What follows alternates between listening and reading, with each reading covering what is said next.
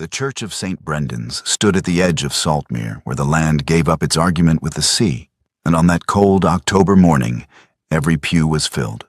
Clara Holt stood at the altar in her mother's altered silk, a letter unfolded in her hands, and the congregation that had gathered to witness a wedding was watching something else entirely. Her voice did not shake. That was the first thing people would remember afterward. Not the words, not the white of Selena's face beside her, not the way Lionel Maddox's expression moved through confusion and arrived at fury, but the steadiness of Clara's voice as she read aloud the words that were never meant for her ears. The letter was dated 3 weeks earlier. It was addressed to a woman in Ipswich whose name Clara had never heard. It described, in Maddox's own careful hand, his contempt for the woman he was about to marry, her reduced circumstances, her unfashionable shop, the social embarrassment she represented, and it described, with considerably more warmth, the financial arrangement he anticipated completing within the year. The dock share held in trust for Posy Holt, 6 years old, Clara's ward, whose father had left her a stake in Saltmere's working quay that was worth, by current valuation, more than Clara's entire livelihood. The child's guardian must consent to any transfer before her majority, Maddox had written, and a wife's consent is the most reliable kind. Clara read that line twice. She read it in the same clear, unhurried voice she had used for the rest. 14 hours earlier, she had not known the letter existed. The night before the wedding, Posy had been restless in the way of children who sense without understanding that the house around them is holding its breath. She had come downstairs twice, and the second time she had wandered into the hallway where the coats hung on their pegs and found, in the outside pocket of a coat that was not Clara's, a folded sheet of paper. It was, Posy reported with satisfaction, very pretty paper, cream-colored with a faint watermark she had tried to trace with her finger. She carried it to Clara at the kitchen table and held it out with the particular pride of a child who has found something worth finding. Clara took it from her. She sent Posy back to bed with a cup of warm milk and the promise that everything would be ready in the morning. Then she sat down at the kitchen table and read the letter from beginning to end. And when she had finished, she read it again. And when she had finished the second time, she sat very still while the candle burned low and the salt wind came off the harbor and found the gaps in the window frame. She did not cry. She did not move. She sat at the table with the letter on the wood in front of her and thought about a man who had spent 8 months being kind to her child. And she sat with that thought until the candle went out and the kitchen went dark and the only sound was the water moving against the quay. In the morning, she put on her mother's silk. She pinned her hair. She walked to St. Brendan's with the letter folded inside her glove. She had not planned to read it aloud.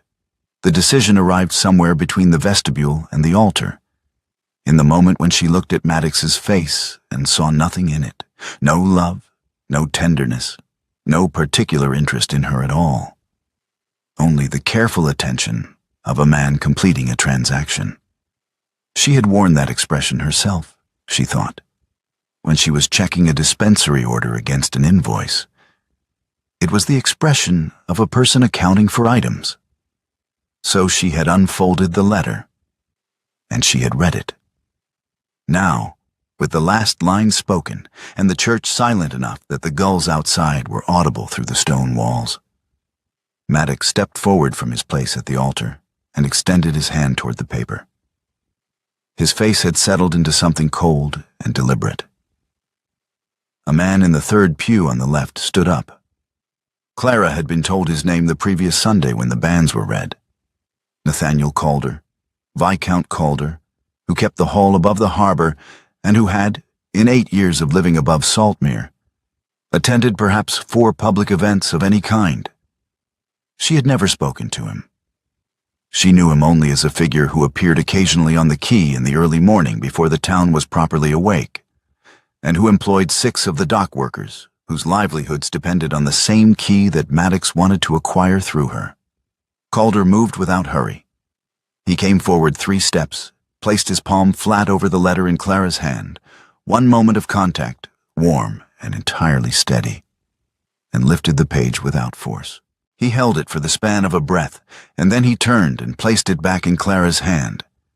And the single thing he said, in a voice pitched for the front pews but audible to half the church, was this: "The letter is plainly her property." He returned to his seat. He did not look at Maddox. Clara folded the letter and put it back inside her glove. She looked at Maddox for a moment, the cold face, the contained rage, and then she turned and walked down the aisle through a silence so complete that her own footsteps on the stone floor sounded like a verdict. The church emptied in the disordered way of a crowd that has witnessed something it does not yet have language for. Selena Marsh, who had stood at Clara's left side through the reading with the color draining steadily from her face, slipped out through the vestry door before the congregation had properly risen from its shock. She did not speak to Clara. She did not look at her. She simply was present, and then she was not. And the door to the side passage swung shut behind her with a sound that Clara registered as a kind of punctuation. Maddox left through the main doors. He did not look back. The congregation dispersed in clusters on the front steps of St. Brendan's, voices rising and dividing the way they do when a community has been handed a scandal and must immediately establish which side of it each person intends to occupy. Clara heard fragments as she walked through them. The letter, she read it aloud. "Did you see his face? What was in it? The child's share, Calder. Of all people, Calder." And she kept walking, through the churchyard gate and across the cobbled street and down toward the quay where the salt air hit her properly, and the harbor was going about its indifferent business of tide and rope and the creak of timber. She unlocked the apothecary on Quay Street with the key she had carried in her left glove alongside the letter. The shop smelled of dried lavender and camphor and the particular mineral sharpness of the dispensary behind the counter, and it smelled like her mother, and it smelled like the last 12 years of her life. And Clara stood in the doorway for a moment with one hand on the frame and breathed it in. Then she went inside and began to work. Mrs. Parrish, from 2 streets over, had left her weekly order on the step, as she did every Saturday regardless of what else was happening in Saltmere. Clara filled it. She ground the compound for old Mr. Trellis's chest complaint, measured it into its paper, and folded the paper with the precision she had learned from her mother and never let slip. She checked the stock of willow bark preparation, which was low, and made a note in the ledger. She did not change out of the silk. Upstairs, Posey was waiting with Mrs. Fenwick, the neighbor who had minded her through the morning. Mrs. Fenwick's face, when Clara came through the door, contained several things she was visibly deciding not to say.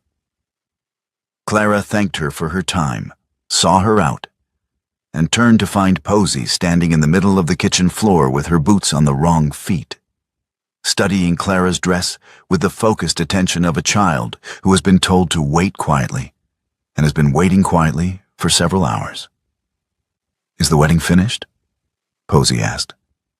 Clara answered her directly. "Yes, it is finished." "Are we having the cake?" "Not today." Clara put the kettle on. "But I shall make gingerbread tomorrow, if you like." Posey considered this trade with the gravity it deserved and appeared to find it acceptable. She climbed onto her chair at the kitchen table and began arranging a collection of small shells she had brought in from somewhere. And Clara stood at the stove and waited for the water to boil, and did not think about the morning until she was quite sure she could think about it without her hands shaking. That evening, with Posey asleep and the upstairs rooms quiet except for the harbor sounds and the wind beginning to come in from the northeast, Clara brought the letter down to the workbench in the dispensary. She spread it flat under the lamp and read the doc share line a third time. The child's guardian must consent to any transfer before her majority, and a wife's consent is the most reliable kind. She read it the way she read a compound she had misread once, and was determined never to misread again. Not with distress, not with the raw, winded feeling of the kitchen table the night before, but with the close attention of a woman who understands that the thing in front of her is not a wound. It is a problem. And problems, in her experience, yield to the same method every time. You identify what you are actually dealing with, you name it correctly, and you do not flinch from the name.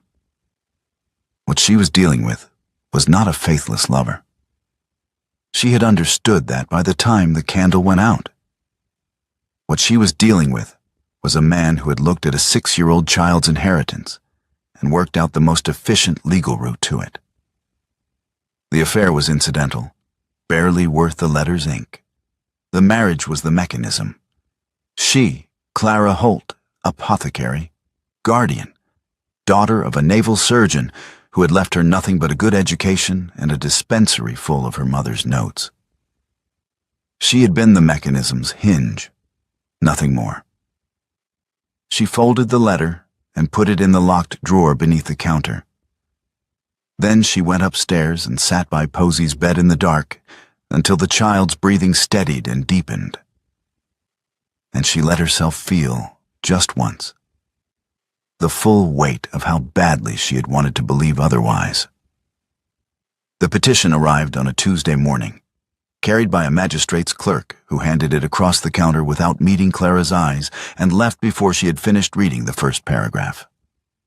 Maddox had filed for her removal as Posy's guardian on grounds of public scandal and moral indignity. He cited the scene at St. Brendan's as evidence of a disordered character unfit for the care of a minor. He cited, with what Clara recognized as a lawyer's precision, the potential damage to the child's social standing and future prospects under the guardianship of a woman who had subjected a congregation to a public display of emotional excess.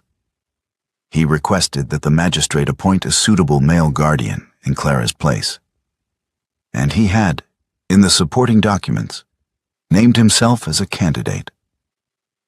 Clara read the petition twice. Then she set it on the workbench beside the ledger and went on filling Mrs. Parrish's order. Because Mrs. Parrish's chest complaint did not observe the schedule of Lionel Maddox's legal maneuvers, and the work in front of her was real, and the petition was a document, and documents could be answered. What the petition had cost became clear only over the following day, as she turned the shape of it in her mind. It was not her pride he was threatening. She had put her pride down on the altar of St. Brendan's of her own free will, and walked away from it. And she found, to her own mild surprise, that she did not miss it. What Maddox was threatening was Posy's dock share, Posy's security, and Clara's legal right to keep the child she had been raising for 3 years since her brother's death. The child who left shells on the kitchen table and wore her boots on the wrong feet and asked, with complete trust, whether the wedding was finished. 2 days after the notice, Maddox came to Key Street himself. He came in the mid-morning when the shop was empty of customers, and he came without the bluster she had half expected. He closed the door behind him and stood on the customer side of the counter and looked at her with the same transactional attention she had seen on his face at the altar. And he offered her terms. "You will make a statement," he said, "to the magistrate and to anyone in this town who asks. You will say that you were overwrought, that the letter was a private correspondence you misread in a state of jealousy, that you fabricated its significance." He paused. "You will withdraw from Saltmere within the month. Go to your father's people in Norfolk, or wherever you have people. The petition disappears. Posy's inheritance remains intact, administered by a guardian of the court's choosing until her majority. You have my word on it." Clara looked at him for a long moment. She thought about the letter in the locked drawer. She thought about the dock share line.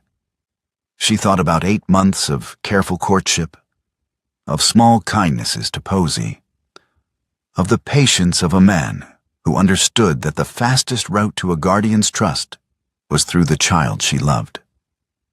"You targeted a 6-year-old girl's inheritance," Clara said. "You spent 8 months building a legal mechanism to take it from her, and the mechanism required my consent, so you courted me. That is what you are. I want you to hear that I have named it correctly." Maddox's expression did not change. "Miss Holt." "A woman with nothing left to protect her reputation," Clara said, "is the most dangerous opponent you will find this year, because she has no reputation left to hold hostage." She placed both hands flat on the counter. "I will not retract. I will not leave. And I will not put Posey into the hands of a man who views her as a line item." The room held a particular stillness, the kind that gathers when a decision has been made and both parties know it. Maddox looked at her hands on the counter, at the steadiness of her face. And something shifted in his assessment of the situation. He had come expecting a frightened woman. He had found something else. He left without the retraction. Clara listened to his footsteps cross the cobblestones outside and move away toward the harbor. She stood at the counter and understood, with the same clean precision she had brought to the letter 3 nights ago, that the fight ahead was not about her humiliation. It never had been. It was entirely, from the first moment, about Posey. October moved toward November, and the town of Saltmere demonstrated, in the quiet, corrosive way of small communities, exactly where it stood. It did not stand loudly. It did not shout at her in the street or paint words on the apothecary door. It simply withdrew. Mothers who had brought feverish children for tinctures began crossing to the next street, where old Mr. Hicks kept a pharmacy of sorts, though his camphor preparation was inferior, and everyone in Saltmere knew it. 2 regular accounts. The chandler on 4 Street and the shipping agent whose family she had supplied for 6 years sent polite letters ending custom. The letters were carefully worded. They expressed no opinion on the events at St. Brendan's. They simply ended. Clara noted each withdrawal in her ledger, because she was a woman who kept accurate accounts of everything, and because the number would matter when she was working out how long she could sustain the legal fight without new income. It was during this fortnight that Nathaniel Calder began appearing. He did not announce himself. He did not send notes or call at the door with formal visiting hours. He simply appeared. First, as a word left with the magistrate's clerk, a quiet inquiry about the petition's procedural standing that the clerk mentioned to Clara the following morning with an expression of some surprise. Then, as a conversation she heard about second-hand, between Calder and 3 dock workers he employed, in which the matter of Clara's character and her 7 years of reliable care for Posey Holt had apparently been discussed in terms that the dock workers had then repeated to their wives, and their wives had repeated to others. Then one afternoon on the crowded quay, where the men who had once greeted Clara by name now found reasons to examine the horizon or check the rigging of boats that did not need checking, Calder fell into step beside her without preamble. He placed his hand flat between her shoulder blades, not guiding her away from anything, simply placing himself there, palm to the middle of her back, steering her straight through the cold and the turned shoulders and the deliberate non-looks of men who owed their livelihoods to the same key that Maddox intended to acquire. The whole harbor could see it. Several of the men he passed looked at him directly, and the look contained a question, and he did not answer the question, except by keeping his hand where it was. He removed it when they reached the end of the quay, and he said nothing about it, and Clara said nothing about it either, though she was aware that it had cost him something visible. "You should understand," she said, when they had turned off the key and the crowd was behind them, "that I did not ask for your involvement." "I know," Calder said, "and that the last man of your class I extended trust to had a letter in his coat pocket." Calder was quiet for a moment. "That's a fair observation," he said. "I won't argue it." "Then why are you here?" He considered the question with the seriousness it apparently deserved. "Because I watched Maddox use the same instrument on someone I loved," he said, "and I was too slow. I don't intend to be slow again." He looked at her directly. "That's the reason. You can do with it what you like." Clara did not know what to do with it. She told him so, and he nodded. And they parted at the corner of Key Street. And 2 days later, he appeared again. Posey met Jasper Calder on a Wednesday afternoon when Calder brought the boy to the apothecary on the pretext of a remedy for a cough that, Clara observed within 30 seconds, was entirely unconvincing. Jasper was 7, dark-haired, serious in the manner of children who have grown up in quiet houses with a grieving parent. And within 20 minutes of Posey's introduction, he had been recruited into an elaborate game involving the shells on the kitchen table and a geography of the floor that apparently represented the harbor. By the time Clara had prepared the unnecessary cough remedy, the 2 children were deep in a negotiation about which shell was the lighthouse, and Calder was standing in the dispensary doorway, watching them with an expression that Clara did not try to name. "She is very like you," he said. "She is nothing like me," Clara said. "She is entirely herself. That is the best thing about her." Calder looked at her, and something in his face shifted, not dramatically, not the way faces shift in moments of revelation, but the way a room shifts when a window is opened and the air changes. He said, "Yes, I expect that's right." And Clara handed him the remedy and charged him a fair price and sent him home. But the evening's over documents began. It started practically. Calder had access to the dock workers' employment records, which could establish several witnesses to Maddox's movements in Saltmere, and Clara had the guardianship papers, which established the legal basis for Maddox's interest in Posey's inheritance. They needed both sets of documents in the same room to build the case. Clara spread Posey's guardianship papers across the workbench on a Thursday evening, and Calder arrived with a list of dock witnesses and a lamp he had brought from the hall because her dispensary lamp was not, in his opinion, adequate for close reading. They worked for 2 hours.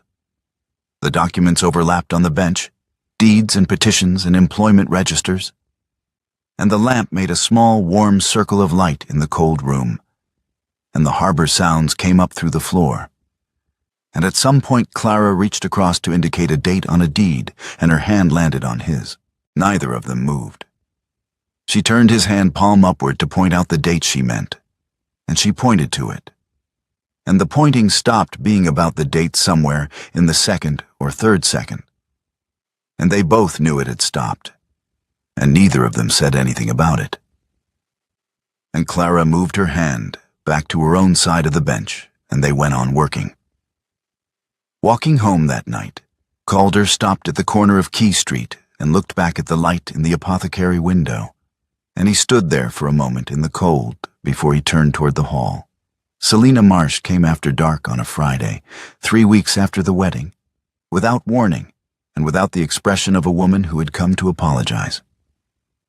She knocked twice, quickly, and when Clara opened the door, she came inside without being invited, and stood in the middle of the dispensary with her hands clasped in front of her and said, "I am not here to ask your forgiveness. I want you to understand that before anything else."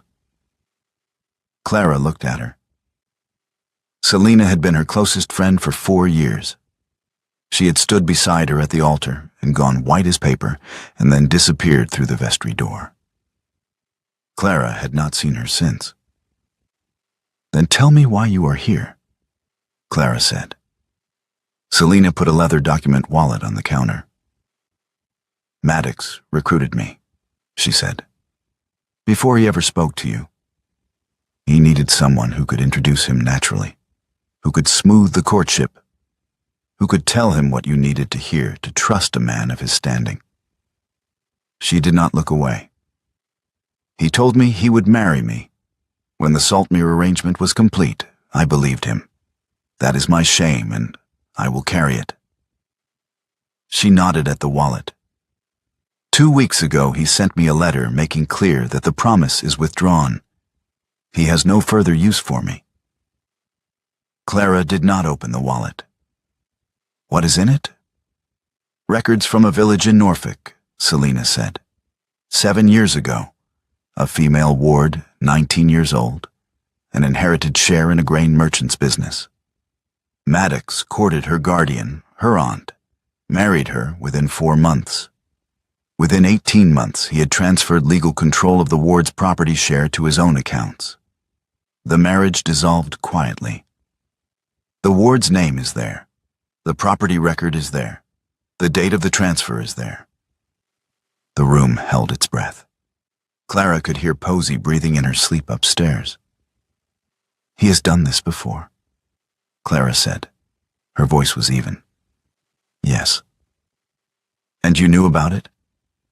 Selena's hands tightened against each other. I knew there had been a previous arrangement that had not worked out. I did not know the details. I told myself I did not want to know the details. She paused. I was not a good friend to you. That is also true, and I will not pretend otherwise. Clara picked up the wallet and opened it. The records were there exactly as Selena had described. Names, dates, the property transfer document in Maddox's own hand.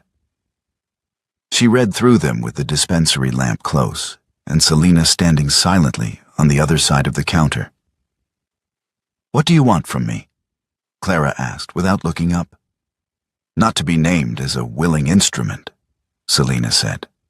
I was willing up to a point, and then I was not, and the point at which I was not is the point at which I came here. That is the truth of it. Clara looked up.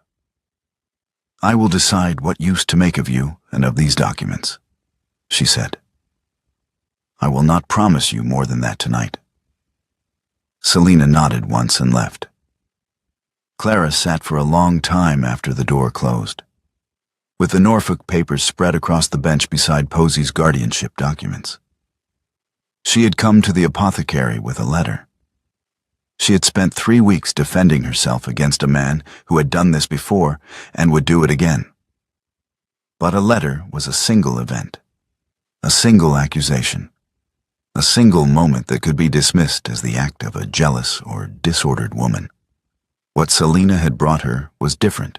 What Selena had brought her was a pattern. And patterns, Clara understood from 12 years of compounding medicines, were the only evidence that survived a man who operated in careful increments. You did not catch such a man with one incident.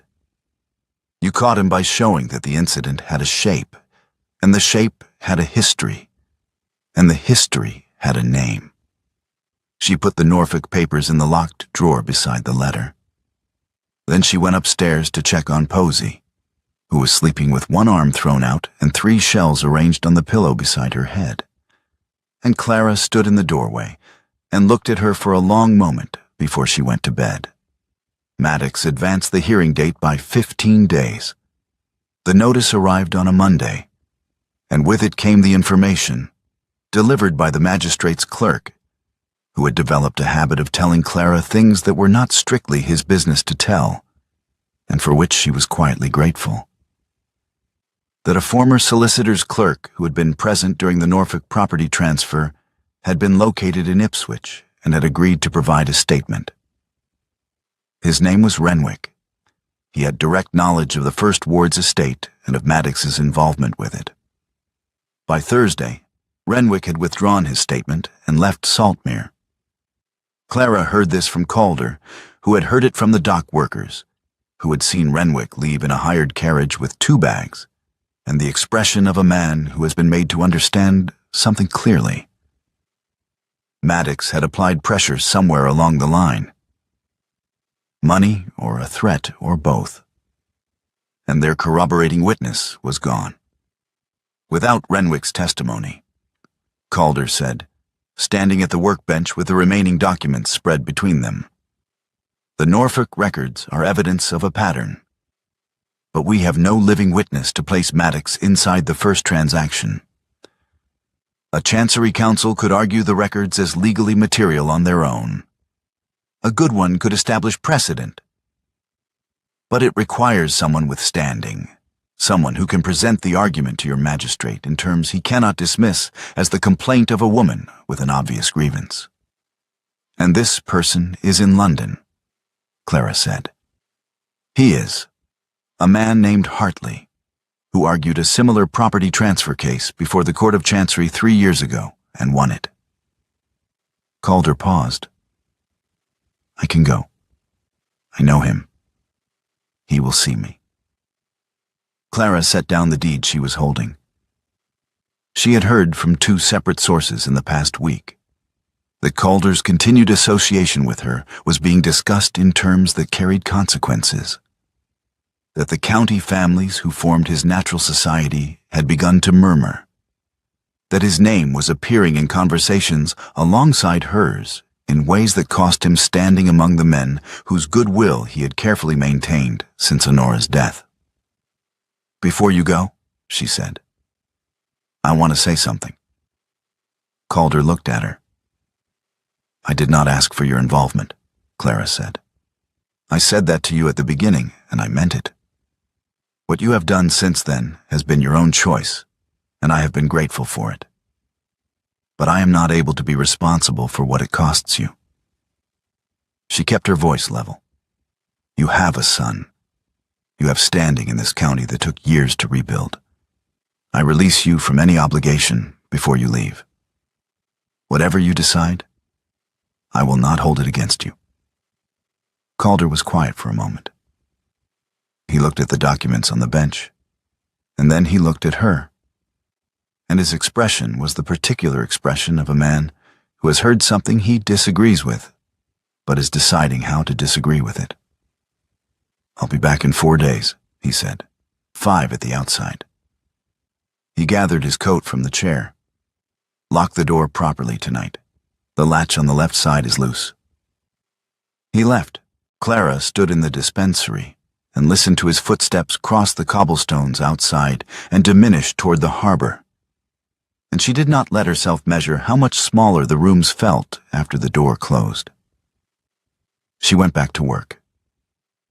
The custom was still thin. The ledger numbers were still declining. The hearing was now 17 days away, and she had a pattern without a living witness and a case that needed a Chancery Counsel who was currently in London. She ground the willow bark preparation and checked the camphor stock and wrote 3 letters to accounts she had not yet approached for character testimony. And she did not think about the quiet in the room. And she did not think about the hand on her back on the key. And she did not think about the moment over the deed when neither of them had moved. She was very good at not thinking about things. She had been practicing for 12 years. The northeast storm came in on the 3rd night after Calder's departure. The kind of storm that the Suffolk coast produced with a particular vindictiveness in November. Not violent, but relentless. Driving rain off the sea in horizontal sheets that found every gap in every structure in Saltmere, and made the cobblestones run like rivers and closed the coastal roads with floodwater that rose quietly and decisively in the dark. Clara was awake when the storm arrived.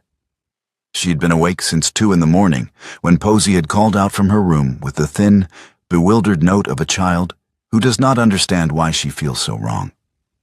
The fever was high. Clara took its measure with the clinical attention she brought to everything, and she felt the number in her chest before she set it aside and began to work. Willow bark preparation, measured precisely. Cold compresses, changed every 20 minutes. the full weight of her 12 years' training and her mother's notes and every fever she had ever managed in this room, or the dispensary below it. She moved between the workbench and the crib with the lamp turned low, so the light would not distress the child. And outside the storm pressed against the windows, and the harbor roared. And Posy lay with her eyes half open, and her small fists curled at her sides, and her breathing too fast and too shallow. Clara changed the compress. She measured the next preparation.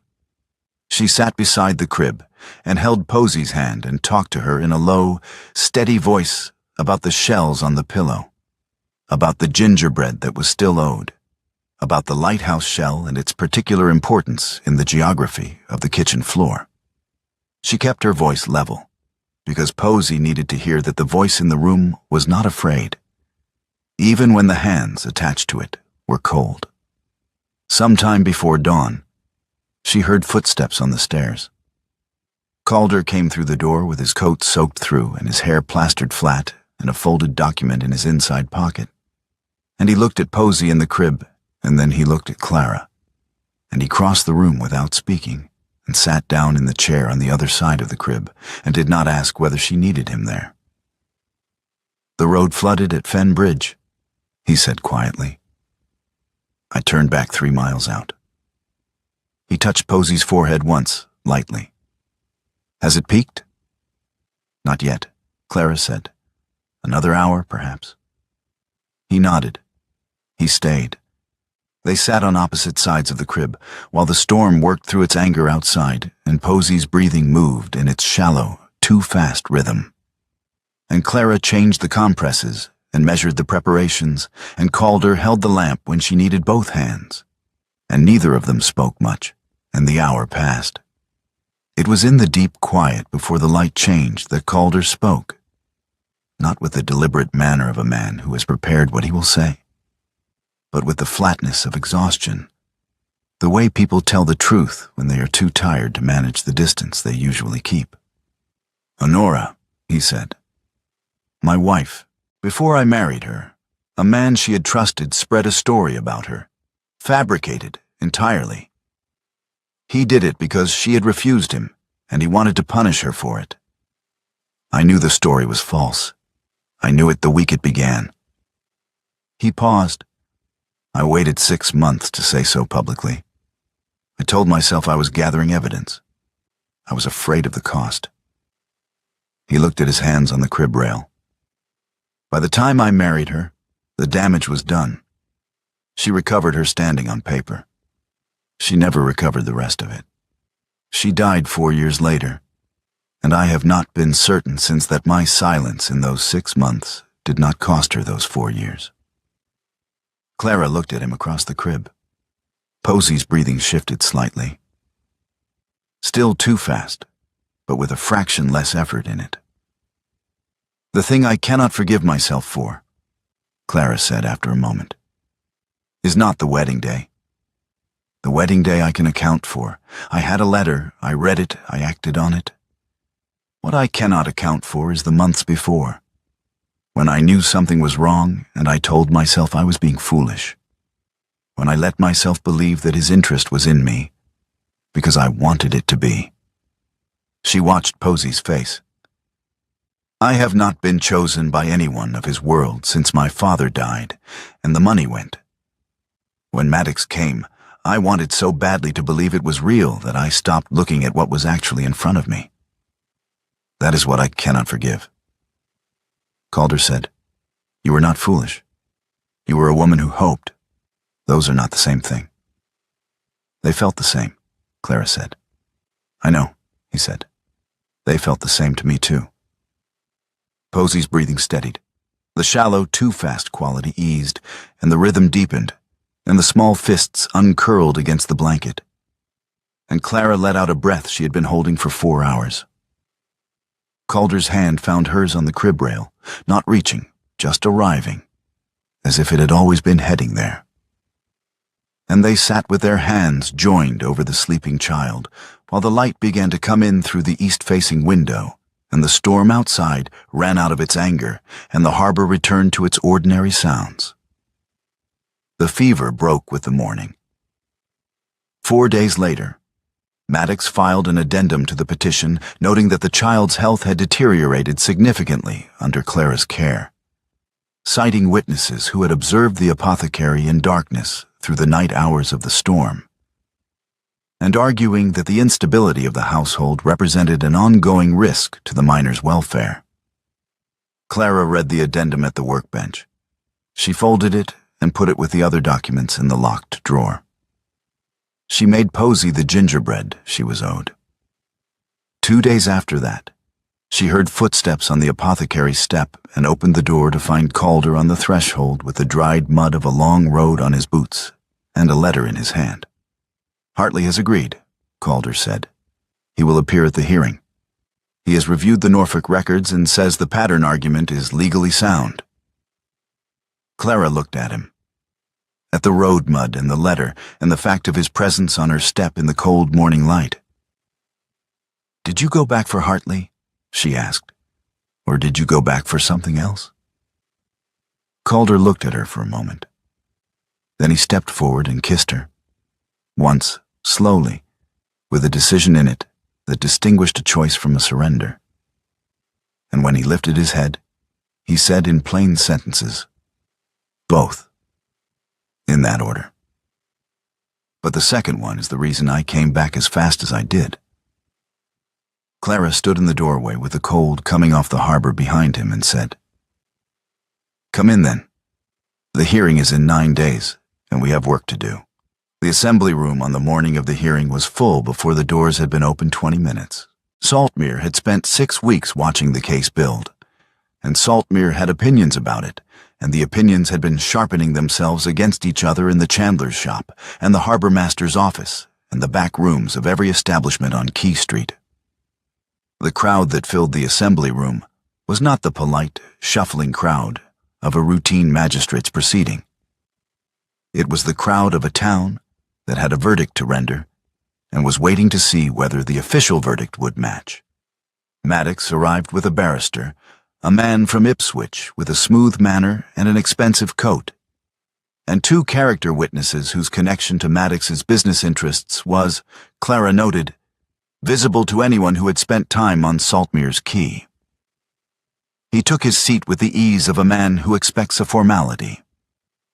And he looked once at Clara across the room with the expression she had last seen in her apothecary. The accounting expression, the transaction face.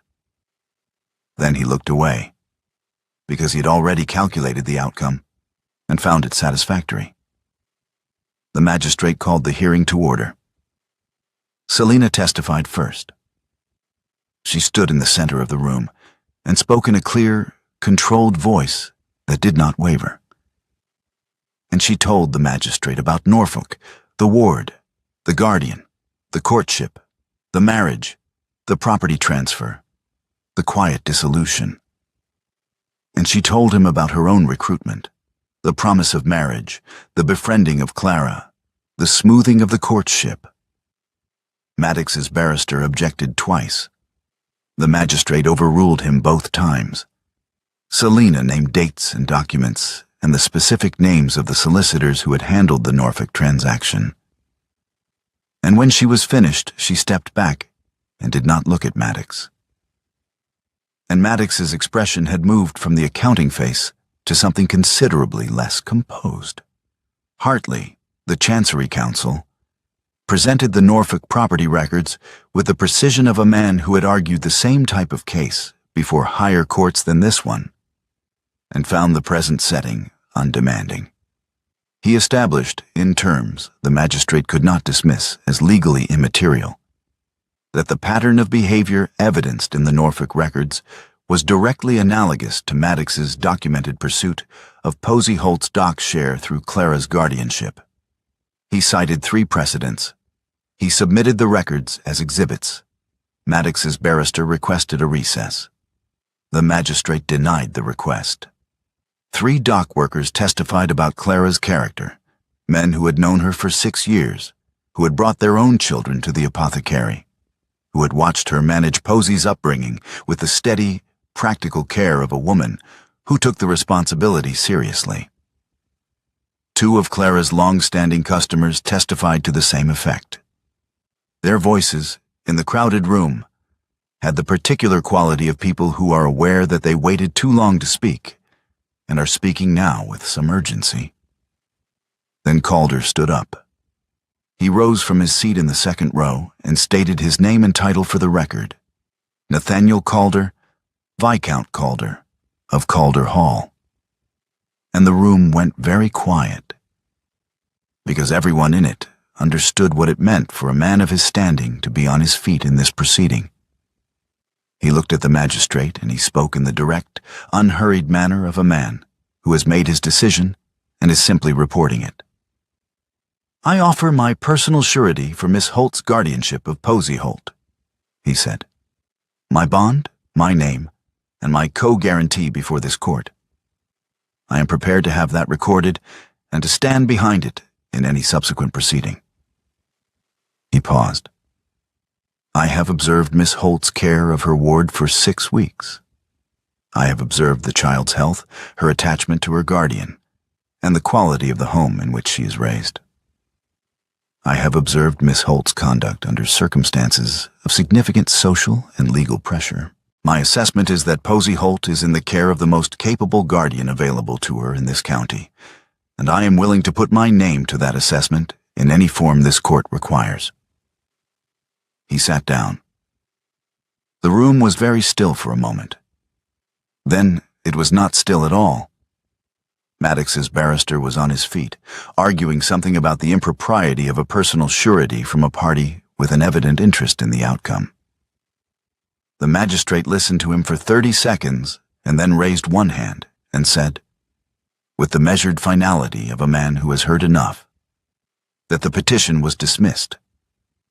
He said it plainly, and he said it once, and the sound of it in the assembly room was the sound of a door closing on a particular kind of man and a particular kind of scheme, and the crowd received it the way crowds receive the thing they came to hear.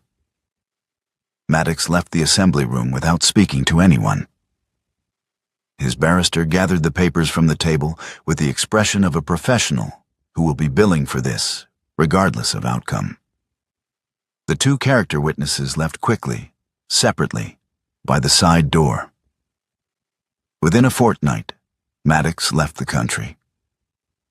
No one in Saltmere was surprised, and no one in Saltmere was sorry. The town's return to Clara was not immediate, and it was not unanimous, but it began. The dock workers' wives came first, appearing at the apothecary counter on a Monday morning with the slightly overdone casualness of people who are pretending they were never away, and Clara served them with the same precise attention she had given them before the wedding, and did not make them account for the 6 weeks in between. The chandler on 4 Street sent a note ending the polite letter that had ended his custom, which was not the most elegant form of apology, but was legible enough. The mothers with children came back by degrees, 1 or 2 at a time, over the weeks that followed. The county families who formed Calder's natural society murmured. He was aware of it and appeared entirely indifferent, which was itself a kind of statement.